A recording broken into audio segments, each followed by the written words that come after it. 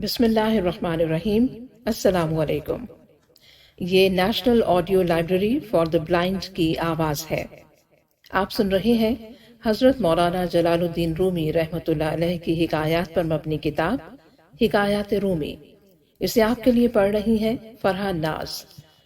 حکایات-E-Rumi، صفحہ نمبر 133، حکایت نمبر 30، جانوروں کی زبان سمجھنا۔ حضرت موسیٰ علیہ السلام سے ایک آدمی نے درخواست کی کہ اسے جانوروں کی زبان سکھا دیں تاکہ وہ ان کی باہمی گفتگو سمجھ سکے۔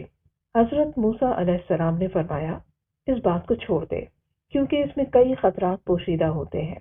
قاعدہ ہے کہ جس بات سے منع کیا جائے اس کی طرف رغبت اور بڑھتی ہے۔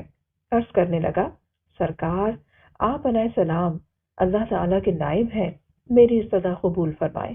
حضرت موسیٰ علیہ السلام نے فرمایا، یہ نہ ہو کہ کل تو پچھتائے، کیونکہ تو یہ نہیں جانتا کہ تیرے لیے کون سی چیز بہتر ہے اور کون سی چیز مضر۔ بارگاہ الہی سے حکم ہوا، اے موسیٰ علیہ السلام اس کی تمنا پوری کر دیں۔ اس شخص نے کہا، اچھا سارے جانوروں کی زبان نہ صحیح، صرف میرے گھریلو پالتو جانور کتے اور مرغ کی زبان سکھا دیں۔ حضرت موسیٰ علیہ السلام نے فرمایا، جا، آج سے ان دونوں جانوروں کی بولی پر تجھ کو قدرت حاصل ہوگی۔ وہ شخص یہ سن کر خوش خوش اپنے گھر چلا گیا۔ صبح ہوئی تو خادمہ نے دسترخوان جھاڑا، اس میں سے رات کا بچا ہوا روٹی کا ٹکڑا زمین پر گرا۔ مرغ وہ ٹکڑا اٹھا کر لے گیا۔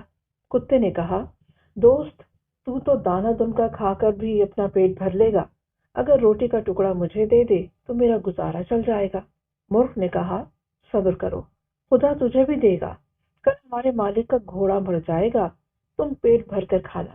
وہ شخص ان دونوں کی گفتگو سن رہا تھا۔ وہ فوراً اٹھا، اس نے گھوڑا کھولا اور جا کر منڈی بیچ آیا اور نقصان سے اپنے آپ کو بچا لیا۔ دوسرے روز بھی روٹی کا ٹکڑا مرغ لے اڑا۔ کتے نے غصے میں آ کر مرغ سے کہا، اے فریبی، یہ دروغ گوئی کب تک چلے گی؟ تو جھوٹا ہے۔ ارے اندھے نجومی، تو سچائی سے محروم ہے۔ مرغ نے جواب دیا، وہ گھوڑا دوسری جگہ مر گیا، مالک نے نقصان سے بچنے کے لیے گھوڑا بیچ ڈالا تھا، فکر نہ کر، کل اس کا اونٹ مر جائے گا اور تو خوب پیٹ بھر کے کھانا۔ یہ سن کر مالک اٹھا اور اونٹ بھی بیچ آیا۔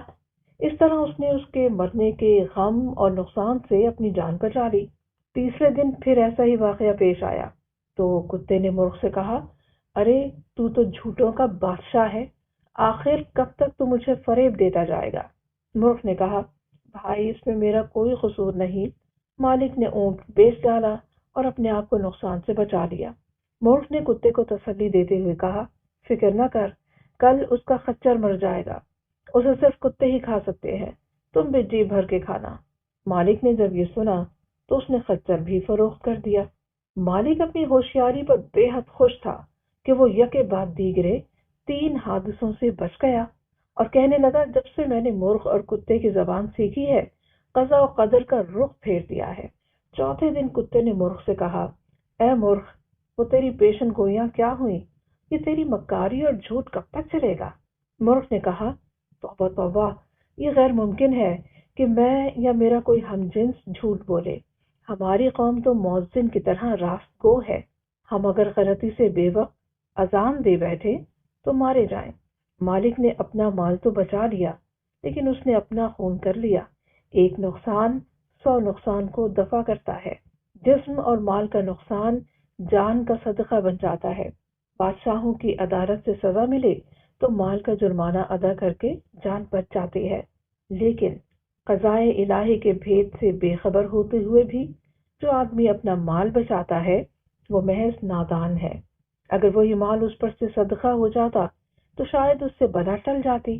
اب کل یقیناً مالک خود مر جائے گا، اس کے وارث اس کی وفات پر گائے ذبح کریں گے، بس پھر تمہارے وارے نیارے ہیں۔ گھوڑے، اونٹ اور خچر کی موت اس نادان کی جان کا صدقہ تھا۔ وہ مال کے نقصان سے تو بچ گیا، لیکن اپنی جان گنوا بیٹھا۔ مالک مرغ کی باتیں غور سے سن رہا تھا۔ جب اس نے اپنی موت کی پیشن گوئی سنی تو مارے خوف کے تھر تھر کانپنے لگا۔ گرتا پڑتا حضرت موسیٰ علیہ السلام کی بارگاہ میں حاضر ہوا اور روتے ہوئے عرض کیا، اے خدا کے پیغمبر، میری دستگیری فرمائیے۔ حضرت موسیٰ علیہ السلام نے سن کر فرمایا، میں نے تمہیں کہا تھا اس حوث کو چھوڑ دو کیونکہ اس میں کئی خطرات پوشیدہ ہیں، مگر تم نہ مانے۔ اے عزیزم، اب تیر کمان سے نکل چکا ہے، اس کا لوٹ کر آنا فطرت کے خلاف ہے۔ اب میں تیرے لیے سلامتی ایمان کی دعا کر سکتا ہوں۔ یہ سن کر اس نوجوان کی طبیعت دفتن بگڑ گئی اور وہ قے کرنے لگا۔ یہ اس کی قے موت کی علامت تھی۔ اس کو گھر لے جایا گیا، گھر پہنچتے ہی وہ مر گیا۔ درس حیات: انسان کو نہ کسی بیماری میں مایوس ہونا چاہیے اور نہ ہی کسی مادی نقصان پر زیادہ غم کرنا چاہیے۔ ہر بیماری اور نقصان میں کوئی بھید ہوتا ہے۔ جسم کی بیماری یا مال کا نقصان کسی بڑی مصیبت کا صدقہ بن جاتا ہے اور اس کو ٹال دیتا ہے۔